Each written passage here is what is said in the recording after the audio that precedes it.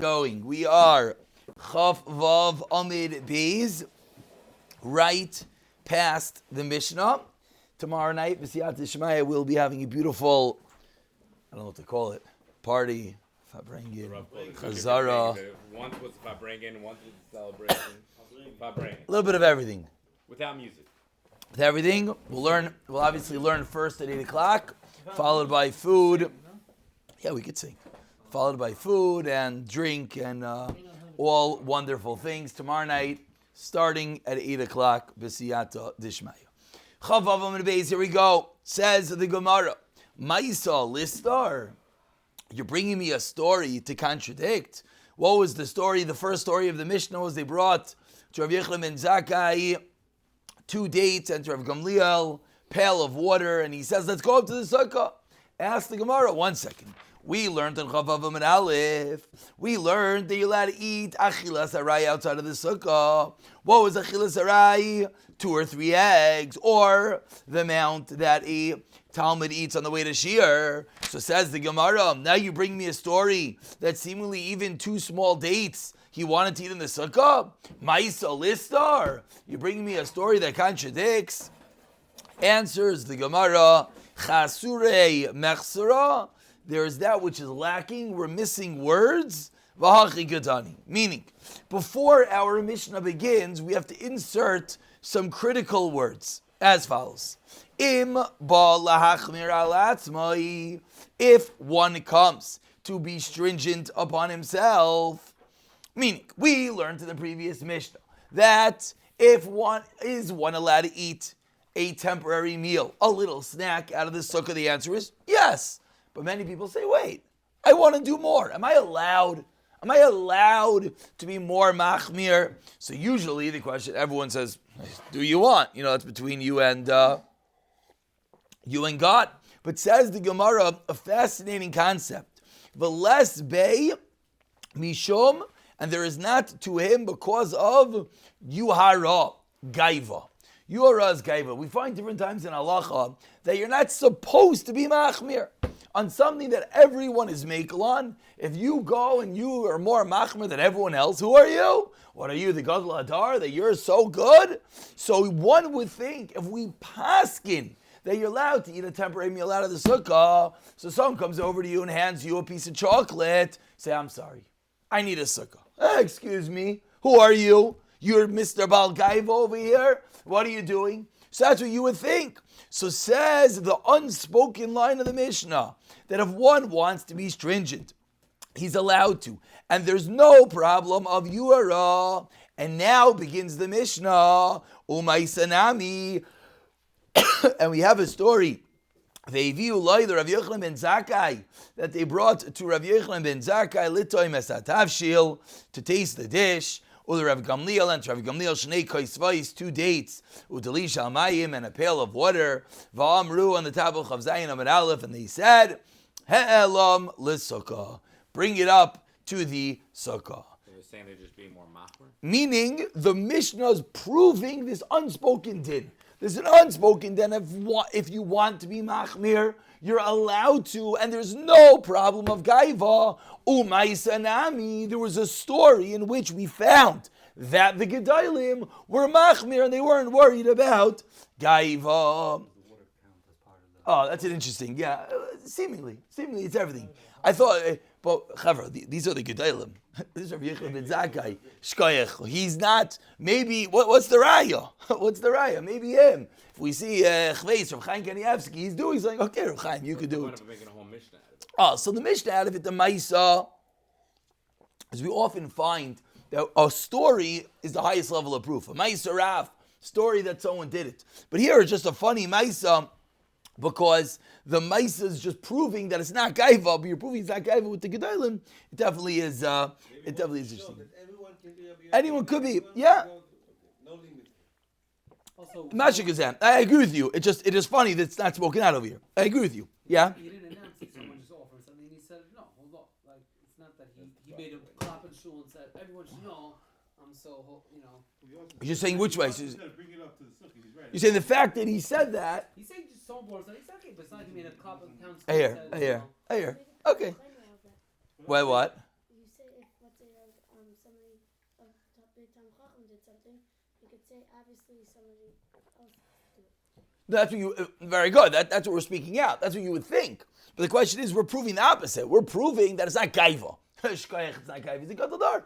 So if Yossi is saying pshat, that anyone can be a gadol dar. So the Gemara is proving us. If we're bringing a raya from Rav Yechlim and Zakkai to every one of us, that means we're at the same level of him, and if we want to do it, we could do it as well. And it's gaiva, we're paskening that it is not. And we continue the Gemara. Ukshinasnu leila Rav Sadik. What did Rav Sadik say? Oichel pachas mikabeya. They brought him food less than a kabeya. What did he do? Not loy bimapa. Number one, he put an handkerchief. V'achlay, and he ate it chutz l'sukkah, out of the sukkah. V'loy birach acharav, and he didn't make any brachos.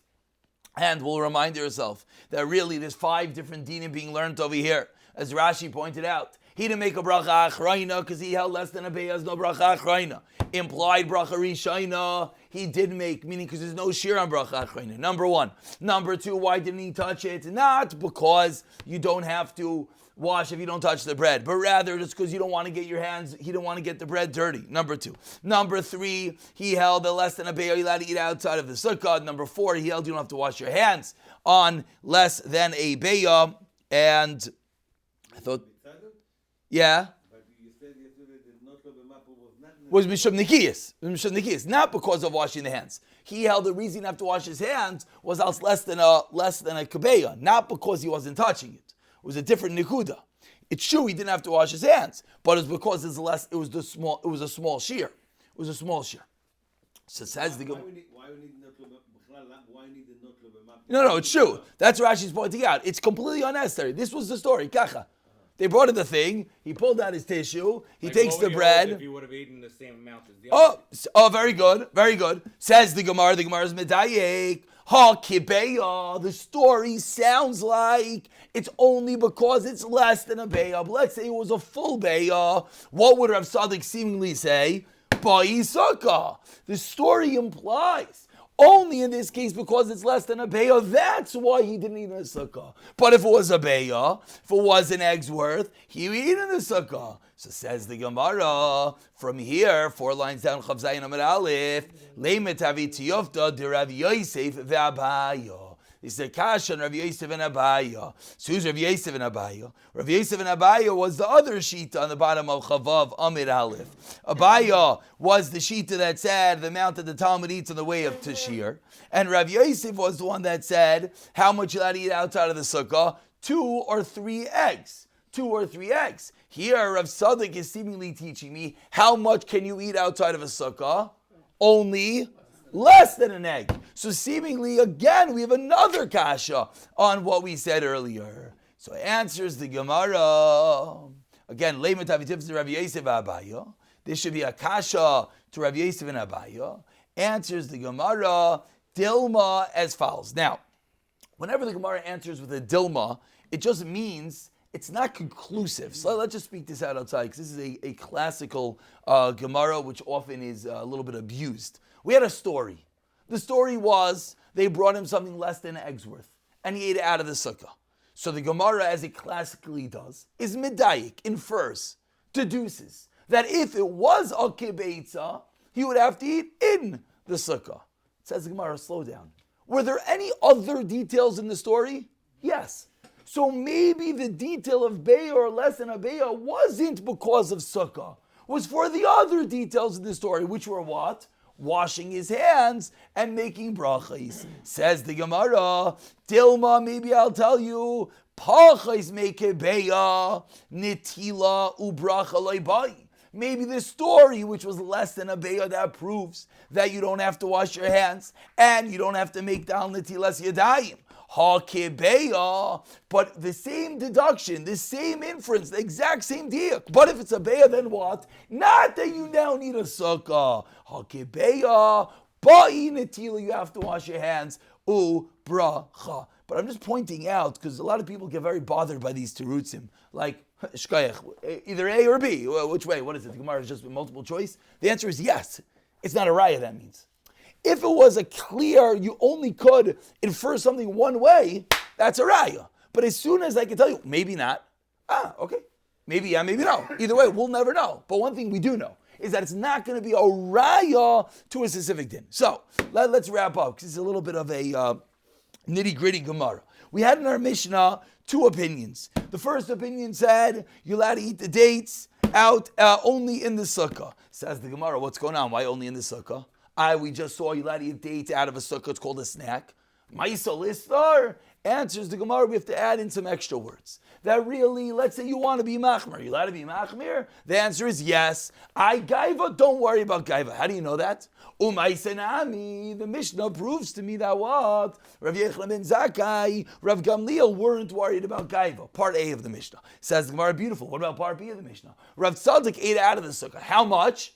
Only less than a beya. What's the inference? Oh yes, beya, a full beya, he would eat in the sukkah. What's the problem? Problem was we saw yesterday, or 2 days ago, whatever it was, beginning of the week, we saw that how much can you eat out of the sukkah? 2 or 3 eggs worth. Or the amount that a Talmud eats on the way to Shir. But here Rav Tzadok is seemingly teaching us, once you have an egg's worth, you have to eat in the sukkah. Answers the Gemara, no raya. Why not? Because maybe the din of Rav Tzadok was with regard to washing your hands, with regard to making the bracha, but not necessarily do we know what he would have held with regarding the sukkah. And yeah, exactly. Maybe yeah, maybe no, and therefore we have no raya. So it happens to be, it's beautiful. After the Mishnah, after the Gemara, really everything stands what we thought earlier. Are you allowed to eat a snack out of the sukkah? The answer is yes. There's one detail that was added on. If you want to be machmir, avadik be machmir, and we know the tzaddikim, they eat chavadniks. What do we eat out of the sukkah? Nothing. What the answer is, what do we eat out of the sukkah? Nothing. The maliyid, not even shackle, not even a cup of water.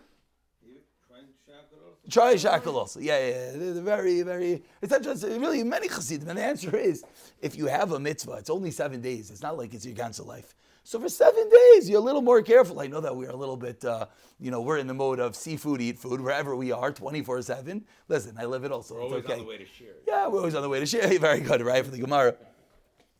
Well, Amaisa, for 7 days, you live on a higher level and you want to eat and you want to get a mitzvah, an extra mitzvah every time you eat. So that's what we learned today, that it's not gaiva. Just to give you a fascinating tidbit, because, where else do we find this thing about gaiva? Completely random. Just to show you something. A mezuzah. This is going to be completely random, chavra. If you look at that mezuzah on the door, if you were to measure the doorpost, break it into thirds, the mezuzah is supposed to be at the bottom of the top third. That is the place of a mezuzah. You measure this doorpost and you measure 99% of the doorpost that you will find, the mezuzah is not at the bottom of the top third. It just isn't. It's higher. It's still kosher, but it's not lechatchila. So someone, you move into your house and you want to put a mezuzah, say, listen, I learned to Shulchan Aruch, I'm going to tape down my tape measure, and I'm going to measure. Says many paiskim, don't do it. Don't do it. Oh, you're Mr. Balgaiv over here. All of a sudden, you're better than the rest of the world. Everyone's going to walk by like, that guy, he knows better. The rest of the world, now, you could ask, is it wrong? What's going on? Okay, it's against the sugya. But that's a place that we find that the paiskim recommend doing what's normal. Make sure that it looks normal. More than that, it would actually be called gaiva. There are those that argue this is Shevet Levi, etc. Not for now. Let's do some chazara.